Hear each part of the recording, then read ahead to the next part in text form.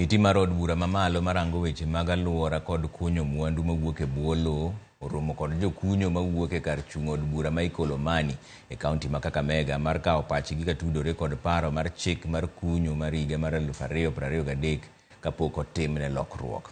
Komiti no kotelne kod jakom margi ma bende en jaod bura ma Nakuru Town East ni David Gikaria wacho ni gisechoko paro mar jokunyo ka paro mar gero kama inyalo none rang'eny mag mwandu mawuok e bwo lowo wuok e lela.